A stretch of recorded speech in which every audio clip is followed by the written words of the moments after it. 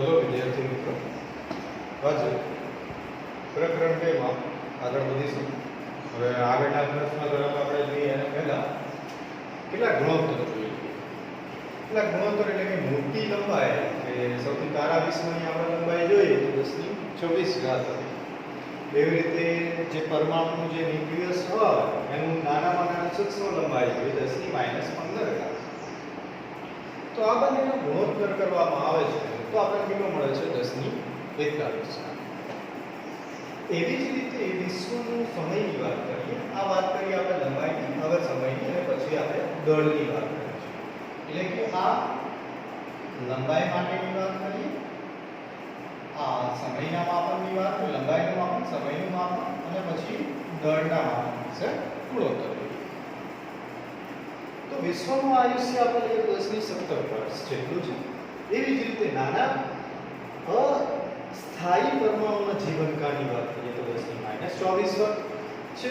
તો આ જે આપણે વાત કરી છે એનો ગુણોત્તર પણ 10⁻41 આવે છે. એ હતી સમય. એવી રીતે દળની વાત કરીએ તો આપણે અલૌકિક વિશ્વ લીધો કે તારા વિશ્વ લઈએ જેનું દળ 10⁻55. એવી જ રીતે સૂક્ષ્મમાં સૂક્ષ્મ કણના દળની વાત કરીએ તો ઇલેક્ટ્રોનનું દળ કે જેનું લઘુત્તમ માપ 10⁻30 છે. તો રેન્ડમલી કરી લઈએ ગુણોત્તર તો 10⁻85 થાય છે, અને એનું નિયરલી એટલે કે લઘુત્તમ મૂલ્ય લઈએ લગભગ 10⁻42 નો વર્ગ ઓવરઓલ વર્ગ જેટલું મળે છે. એટલે લગભગ મળે છે, અને જેટલું તો નહીં પણ મળી શકે. તો આ ત્રણ ગુણોત્તર લીધા જે તમારા એમસીક્યુમાં આવી શકે. હવે આપણે વાત કરી લઈએ તો આગળ જઈએ, કારણ કે આ સરળ છે તો જે તમારે યાદ રાખવાનું છે એની વાત કરીએ એમસીક્યુમાં પૂછાતું. હવે આપણે આગળ જઈએ તો માપનમાં ચોકસાઈ અને સચોટતા સમજાવો. આ બી એક અગત્યનો પ્રશ્ન છે, પૂછી શકાય. તો ધારો કે આપણે ઘણા બધા પ્રયોગ કરીએ છીએ. પ્રયોગમાં એટલે કે વિજ્ઞાનની દ્રષ્ટિએ અને ટેકનોલોજીમાં પ્રાયોગિક કાર્યમાં મુખ્ય આધાર માપન રહેલું. બરાબર. તો અગત્યની એક વસ્તુ છે માપન. તો એટલે કે માપનની અંદર ચોકસાઈ રહેલી હોવી જોઈએ અને સચોટતા હોવી જોઈએ. તો સાધન હોય એ જ માપન કરે છે, પણ પ્રાયોગિક દરમિયાન પ્રયોગ કરતા હોય એ દરમિયાન કેટલીક તો સાધનમાં પણ ત્રુટી જોવા મળે છે. તો આ સાધનમાં કેટલીક ત્રુટી એટલે કે સાધન દ્વારા માપનમાં કેટલીક અચોકસાઈ રહેલી હોય છે. એટલે કે અચોકસાઈ રહેલી હોય સાધનમાં, તો એ અચોકસાઈને એ સાધનની ત્રુટી કહેવામાં આવે છે. એટલે એ ત્રુટી હોય, જો એ અચોકસાઈ રહેલી હોય તો એમાં ત્રુટી ઉદ્ભવે. બરાબર. એટલે કે ત્રુટી છે તો એનું માપન આપણને કેવું મળે છે? સચોટ મળતું નથી કે ચોક્કસ મળતું નથી. તો કોઈ પણ ભૌતિક રાશિના માપનનું મૂલ્ય તે ભૌતિક રાશિના સાચા મૂલ્યની કેટલી નજીક છે તેને ચોકસાઈ કહેવામાં આવે છે. બરાબર. સૌથી અગત્યનું કોઈ પણ ભૌતિક રાશિનું મૂલ્ય લઈએ, એ ભૌતિક રાશિનું મૂલ્ય તે ભૌતિક રાશિના સાચા મૂલ્યની કેટલી નજીક છે તેને જ તે રાશિનું ચોકસાઈ કહેવામાં આવે છે. બરાબર છે ને? ધારો કે સાધન હતું, એના દ્વારા માપેલું આપણે માપન લઈએ તો 10.12 મીટર છે, અને જ્યારે ભૌતિક રાશિના સાચા મૂલ્યની કેટલી નજીક છે તો ધારો કે 10.11, તો એ જે આપણને મળે છે જેને આપણે તેની ચોકસાઈ કહી શકીએ, અથવા તો જે સાચું માપ હોય એ પણ 10.12 હોય, તો એ સંપૂર્ણપણે ચોકસાઈ ભરેલું માપન કહેવામાં આવે છે.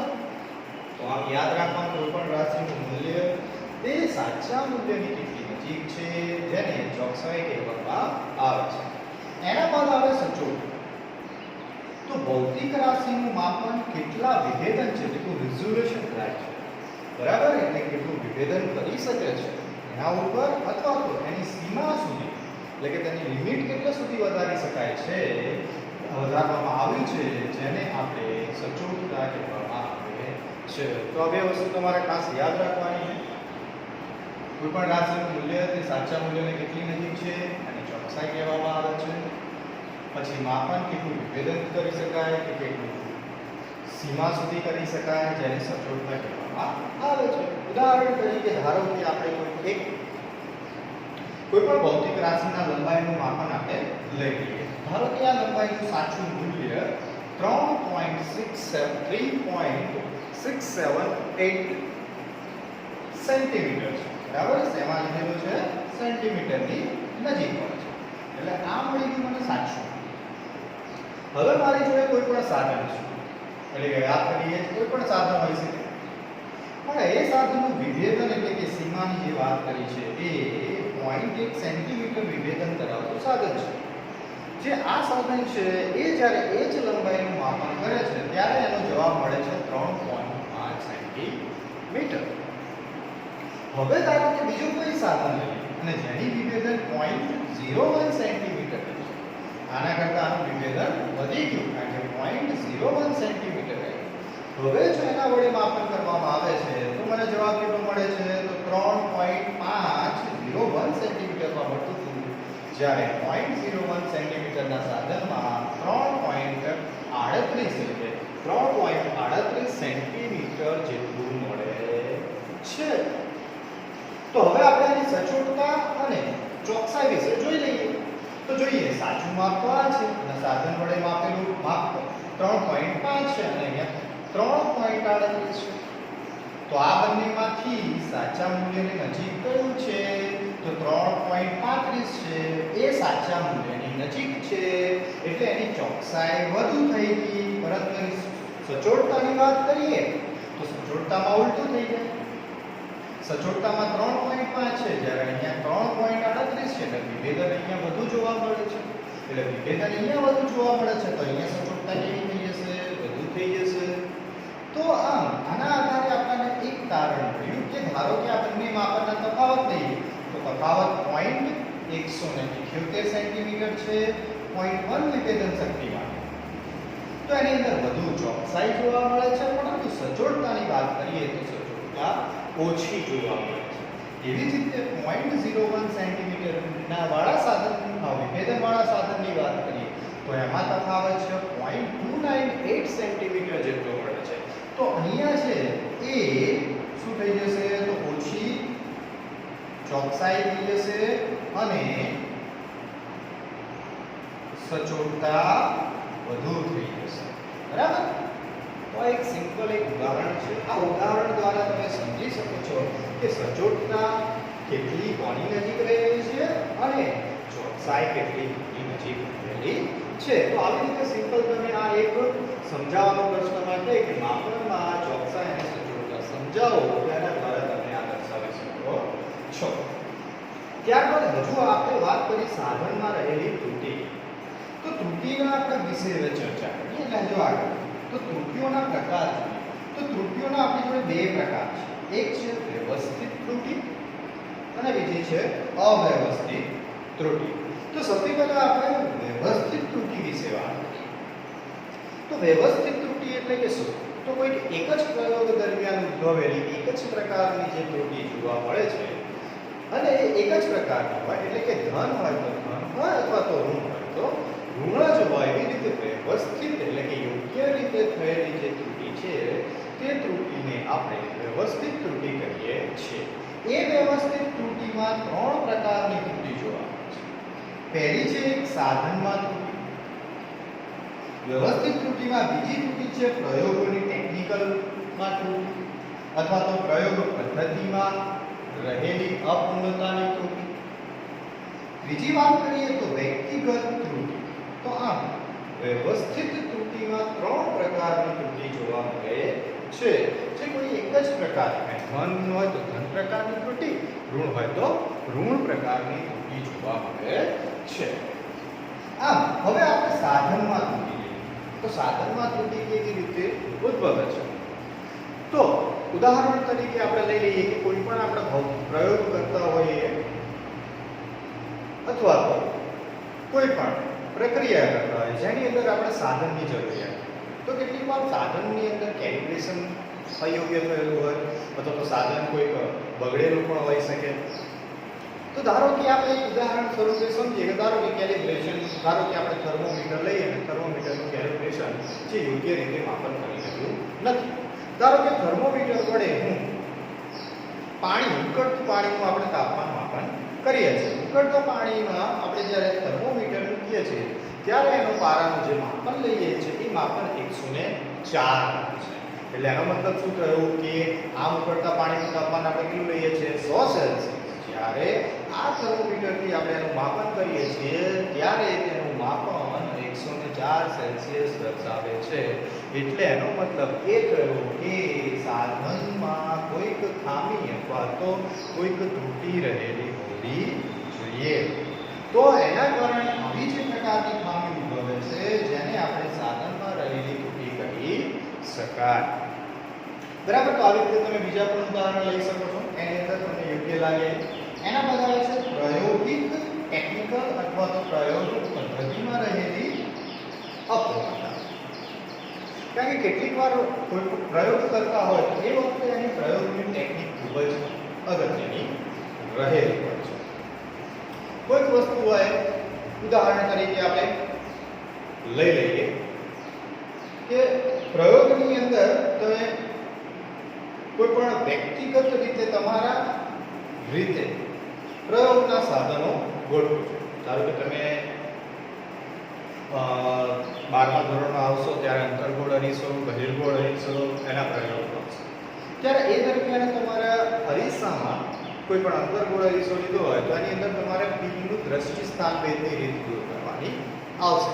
તો એ વખતે જ્યારે તમે દ્રષ્ટિ સ્થાન ભેદની રીત દૂર કરશો, બરાબર, ત્યારે તમે જોઈ શકશો કે એની અંદર સ્થાન છે એકબીજા ઉપર મૂકવાના હોય છે.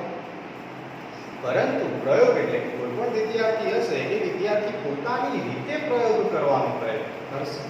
અને જ્યારે પોતાની રીતે પ્રયોગ કરવાનો પ્રયત્ન કરે તો એ પ્રયોગની અંદર જે પણ ખામી ઉદ્ભવે છે, એટલે કે પદ્ધતિમાં ખામી ઉદ્ભવી અથવા તો વ્યક્તિગત ખામી ઉદ્ભવે છે, જેને આપણે પ્રાયોગિક ટેકનિકમાં ખામી સમજી શકીએ અથવા તો પદ્ધતિમાં રહેલી અપૂર્ણતા સમજી શકાય.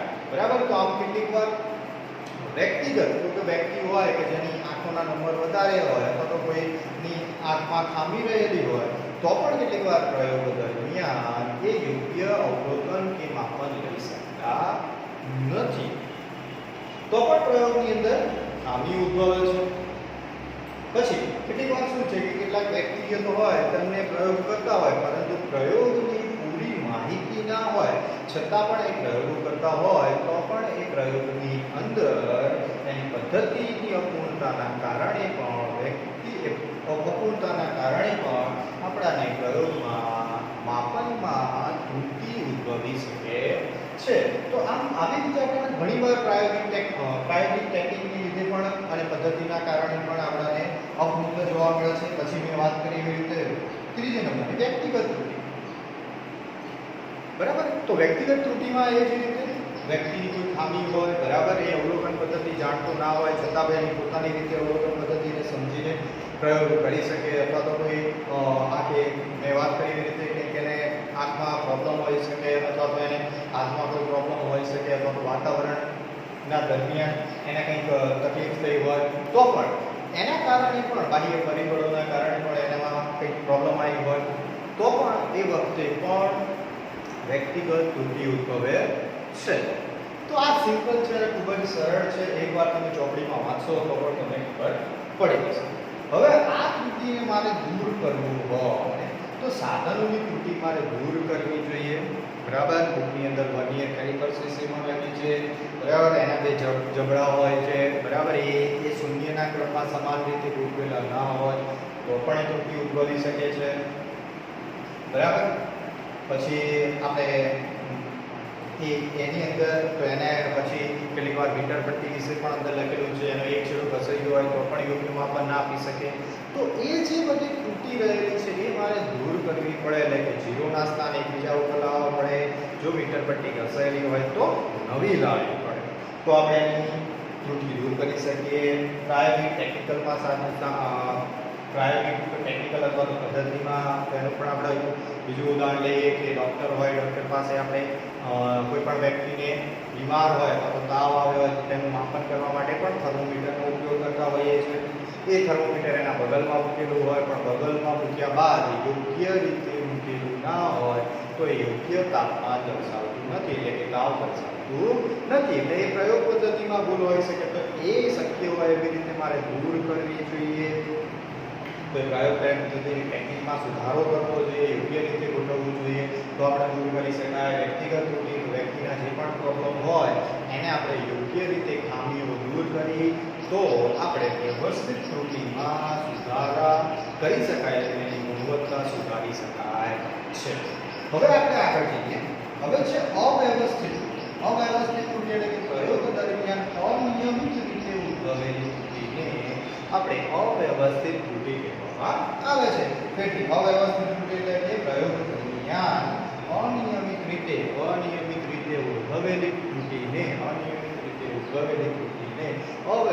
ત્રુટિ કહેવામાં આવે છે.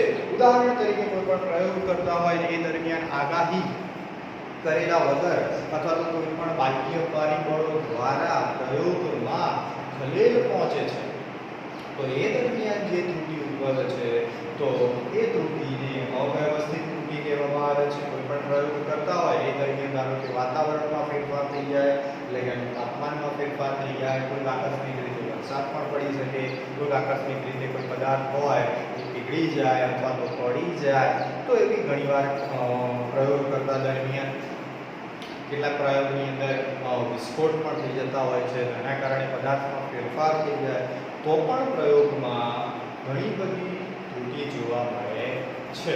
તો આ બધી જે ત્રુટિ જોવા મળે છે એ ત્રુટિ છે અવ્યવસ્થિત.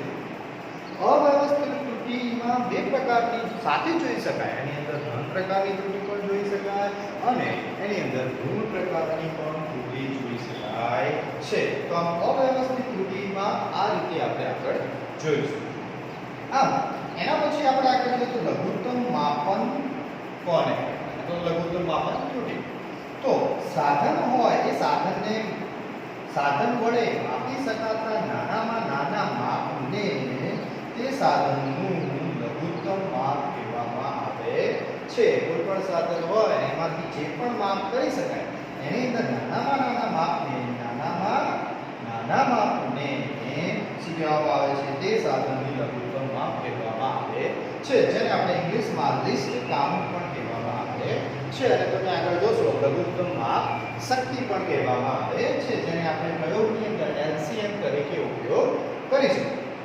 ઉદાહરણ તરીકે LCM જે ત્રુટિ છે, LC છે એટલે કે લઘુત્તમ માપની જે ત્રુટિ છે એ ત્રુટિ સાધનના વિભેદન સાથે સંકળાયેલી ત્રુટિ છે. ઉદાહરણ તરીકે આપણે વર્નિયર કેલિપર્સ લઈશું, જે તમે પ્રયોગની અંદર જોશો તો એનું LCM અથવા તો LC 0.01 સેન્ટીમીટર જેના વડે આપણે માપ આપીશું. ત્યારબાદ સ્પેરોમીટર છે, સ્ક્રૂ ગેજ છે, તો એનું આપણે વિભેદન જોઈ લઈએ એટલે કે LC લઘુત્તમ માપ શક્તિ જોઈએ તો લઘુત્તમ માપ જોઈએ તો 0.1101 સેન્ટીમીટર એટલે 0.01 સેન્ટીમીટર જેટલું જોવા મળે છે. આ આપણે યાદ રાખીશું. તો આમ ઘણી બધી આવી જ રીતે પ્રકારની ત્રુટિ ઉદ્ભવતી હોય તો આપણે ત્રુટિઓનો અંદાજો મેળવી શકાય. પ્રયોગ દરમિયાન અવલોકનમાં આવતી મહત્તમ ત્રુટિઓ મેળવી શકાય. બરાબર? અને એ પ્રયોગ દરમિયાન મેળવેલી મહત્તમ ત્રુટિને પ્રયોગના પરિણામ સાથે દર્શાવવામાં આવે તો તે ત્રુટિઓનો અંદાજ મેળવી શકાય છે. પ્રયોગ કર્યો, પ્રયોગમાં મહત્તમ ત્રુટિ મળી, બધી ત્રુટિને પ્રયોગ સાથે ભેગી કરી દીધી અને તેની સાથે પરિણામ સાથે દર્શાવવામાં આવે તો એવી ત્રુટિને આપણે ત્રુટિઓનો અંદાજ કહેવામાં આવે છે. તો આમ ત્રુટિઓના અંદાજની અંદર આપણે ત્રણ પ્રકારની ત્રુટિઓ જોવા મળે છે. એ ત્રણ પ્રકારની ત્રુટિમાં સૌથી પહેલા એક ત્રુટિ લઈએ તો એ છે નિરપેક્ષ ત્રુટિ. બીજી લઈ લઈએ તો એ છે આપણી જોડે સાપેક્ષ ત્રુટિ. ત્રીજી લઈ લઈએ તો એ છે આપણી જોડે પ્રતિશત ત્રુટિ. તો હવે આપણે નિરપેક્ષ ત્રુટિ, સાપેક્ષ ત્રુટિ અને પ્રતિશત ત્રુટિ વિશે સમજીશું. બરાબર, તો આપણે તૈયાર કરીશું. બરાબર, આપણે આયમની સમજીને આપણે તૈયાર કરી શકીએ. બરાબર, આપણે આયમની સમજીને તૈયાર કરીશું. ઓકે, તો આવી રીતે આ તૈયાર કરવાનું રહેશે. બરાબર, તો આ નિરપેક્ષ ત્રુટિ કોણ? તો નિરપેક્ષ ત્રુટિ એટલે કોઈ પણ ભૌતિક રાશિના સાચા મૂલ્ય અને વ્યક્તિગત માપેલા મૂલ્યના તફાવતના માપને તે અવલોકનનું નિરપેક્ષ ત્રુટિ કહેવામાં આવે છે. બરાબર, કોઈ પણ ભૌતિક રાશિનું સાચું મૂલ્ય હોય અને વ્યક્તિગત માપેલું જે મૂલ્ય હોય એ બંને વચ્ચેના જે તફાવત જોવા મળે છે તે તફાવતને નિરપેક્ષ ત્રુટિ કહેવામાં આવે છે. જે ભૌતિક રાશિનું સાચું મૂલ્ય ન જાણતા હોય, બરાબર, આપણને ખબર ના હોય, તો એ દરમિયાન આપણે દરેક અવલોકન લઈશું અને દરેક અવલોકનનું સરેરાશ લઈશું અને જે સરેરાશ મૂલ્ય મળે તેને આપણે સાચું મૂલ્ય તરીકે સ્વીકારવામાં આવે છે. તો આમ બે વસ્તુ તમને ધ્યાનમાં રહી: નિરપેક્ષ ત્રુટિ, સાચું મૂલ્ય અને વ્યક્તિગત મૂલ્યના તફાવતને સાચું મૂલ્ય આપેલું ન હોય તો સરેરાશ મૂલ્ય લઈએ તેને જે સાચું મૂલ્ય ગણીશું. હવે ધારો કે કોઈ ઉદાહરણ લઈએ. ઉદાહરણમાં કોઈ પણ ભૌતિક રાશિ લઈ લઈએ. ધારો કે અહીંયા આપણે a લખી છે, તમે કોઈ પણ સમજી શકો છો. હવે એના n અવલોકન લઈ લઈએ. ઉદાહરણ તરીકે અહીંયા n અવલોકન લઈ લીધા, a1 a2 a3 up to an. હવે આપણે એનું સરેરાશ લઈ લઈએ. તો a સરેરાશ માનાંકમાં આપણે આવી રીતે પણ દર્શાવી શકાય છે સરેરાશને: a1 a2 up to a1 અને છેદમાં n. જો આ સરવાળો સતત હોય તો એને સિગ્મામાં પરિણમે છે. સરવાળો સતત હોય, 1 2 3 4 એવી રીતે સતત હોય તો એ સિગ્મામાં પરિણમે છે. તો sigma i 1 up to n સુધી ai છેદમાં n, જ્યાં i બરાબર 1 2 3 4 5 up to n સુધી રહેલું છે. તો આવી રીતે માની લઈએ આ સરેરાશ મૂલ્ય મળે છે. હવે આપણે નિરપેક્ષ ત્રુટિની વાત કરીએ. તો અવલોકનમાં ઉદ્ભવતી નિરપેક્ષ ત્રુટિની આપણે લખીએ તો શું કરીશું? તો આપણી જોડે નિરપેક્ષ ત્રુટિ ડેલ્ટા a1 આ એની સંજ્ઞા છે. ડેલ્ટા a1 શું છે? તો નિરપેક્ષ ત્રુટિની સંજ્ઞા છે. તો તેની પ્રથમ અવલોકન માટેની નિરપેક્ષ ત્રુટિ એ કેવી રીતે લખીશું? તો a1 માઈનસ a સરેરાશ. તો પ્રથમ અવલોકનની નિરપેક્ષ ત્રુટિ. એવી રીતે બીજા અવલોકનની નિરપેક્ષ ત્રુટિ delta a2 a2 minus a સરેરાશ અપ ટુ. હવે n માટેના અવલોકનની ત્રુટિ લઈ લઈએ. તો ડેલ્ટા an માઈનસ a સરેરાશ. તો આવી રીતે આપણે દરેક અવલોકનની નિરપેક્ષ ત્રુટિ નીકાળી શકાય. આમ આપણે જોઈશું કે કેટલીક નિરપેક્ષ ત્રુટિ છે એ ધન પણ જોવા મળશે અને કેટલીક નિરપેક્ષ ત્રુટિ એ ઋણ પણ જોવા મળે છે. કેટલીક વાર આનો જવાબ છે અને પ્લસ ના હોય તો કેટલીક વાર આનો જવાબ ઋણ પણ હોઈ શકે છે. હવે આપણે આગળ જઈએ તો સરેરાશ નિરપેક્ષ ત્રુટિની વાત કરીશું. તો કોઈ પણ સરેરાશ નિરપેક્ષ ત્રુટિ તમારે શોધવી હોય તેના માટે તમારે એને માનાંકમાં લેવું પડે. માનાંકમાં સરેરાશ મૂલ્ય લઈએ તેનું પરિણામ હંમેશા ધન મળે છે. તો આમ સરેરાશ નિરપેક્ષ ત્રુટિ, તો સરેરાશ નિરપેક્ષ ત્રુટિની અંદર જે પણ મૂલ્ય હતું ડેલ્ટા a1 માનાંકમાં લઈ લઈશું, પ્લસ ડેલ્ટા a2 માનાંકમાં લઈ લઈશું, plus up to plus delta an માનાંકમાં લઈ લઈએ અને દરેકનો સરવાળો કરીને ભાગાકારમાં n લખીશું. તો એ જે સૂત્ર બન્યું એ સૂત્ર કોનું બનશે? તો ડેલ્ટા a સરેરાશ નિરપેક્ષ ત્રુટિનું સૂત્ર બનશે. અહીંયા પણ જે સરવાળો છે એ સતત રહેલો છે. તો એ સતત સરવાળાને આને આપણે સિગ્મામાં કન્વર્ટ કરીશું. i 1 sigma up to n સુધી અને જ્યાં માનાંકમાં ડેલ્ટા a1 અને ભાગાકારમાં n વડે દર્શાવેલું છે. તો આ હતું સરેરાશ નિરપેક્ષ ત્રુટિ. સરેરાશ નિરપેક્ષ ત્રુટિના સૂત્ર હતા જે તમે યાદ રાખશો. આમ આપેલી જે રાશિનું મૂલ્ય શોધવું હતું એ રાશિનું મૂલ્ય શોધવા માટે હવે a બરાબર a સરેરાશ પ્લસ ઓર માઈનસ ડેલ્ટા સરેરાશ વડે દર્શાવી શકાય છે. એટલે કે a સરેરાશ માઈનસ અહીંયા પ્લસ ઓર માઈનસ છે, પહેલા માઈનસ લીધું તો delta a minus delta a સરેરાશ less than is equal to રાશિ a less than is equal to રાશિ b નું સરેરાશ અથવા તો પ્લસ ડેલ્ટા a સરેરાશ વડે દર્શાવી શકાય. તો આવી જ રીતે મને જે સરેરાશ મૂલ્ય છે એ આ બંને રાશિની વચ્ચે હોઈ શકે છે. તો આવી રીતે આપણે સિમ્પલ છે જે તમે મેળવી શકો છો. તો બરાબર દોસ્તો, તો આ થઈ ગઈ નિરપેક્ષ ત્રુટિ વિશે વાત. તમે કોઈ પણ અવલોકન સમજી શકો છો, બરાબર. a1 a2 a3 up to n3, બરાબર. કોઈ પણ રાશિને તમે અહીંયા આપણે લીધેલી છે. ઓકે, ઉદાહરણ આપણે પછી આગળ જોઈશું, અથવા તો કોઈ પણ આપણે ઉદાહરણ ધારી લઈએ. ધારો કે માની લઈએ અહીંયા અવલોકનમાં અહીંયા એક છે, એક અવલોકન એટલે આ બે અવલોકન લીધા plus plus plus up to n અવલોકન લીધા. તો તમે ઓલરેડી બે અવલોકન લીધા છે, બે જ અવલોકન ધારીએ તો સરેરાશ 1 અને 1 ટોટલ કેટલા થયા અવલોકન 2. તો અહીંયા હું કેટલા લખીશ n બરાબર 2. તો એવી રીતે મને અહીંયા સરેરાશ મૂલ્ય મળી જાય. પ્લસ મેં 3 લખી દીધા હોત, બરાબર. તો કેટલા થઈ ગયા 6. તો નીચે કેટલા આવી ગયા 3. તો અવલોકન કેટલા થઈ ગયા 3. પહેલું અવલોકન 1, બીજું અવલોકન 2 અને 3. એટલે કે a બરાબર 1, a2 બરાબર 2, a3 બરાબર 3. તો એવી રીતે ગણીએ તો મારી જોડે 3 અવલોકન મળે. ત્રણેય અવલોકનોનો આપણે સરવાળો કરીએ તો 6 થાય. અને n કેટલા છે તો 3 અવલોકન, તો 6 ભાગ્યા 3 એટલે જવાબ કેટલો આવે 2. તો સરેરાશ મૂલ્ય મને કેટલું મળે 2 મળે. બરાબર કે નહીં દોસ્તો? તો આવી રીતે આપણે એને સમજી શકીએ, બરાબર કે નહીં? તો એ તમને સરેરાશ મૂલ્ય મળી શકે. એ જે સરેરાશ મૂલ્ય થયું એ અહીંયા તમે લખી શકો. a1 કેટલું હતું તો 1 હતું. તો સરેરાશ મૂલ્ય તમારું કેટલું આવ્યું 2. તો જવાબ કેટલો આવ્યો તો ભાઈ આ 1 માઈનસ 2. તો જવાબ આવ્યો -1.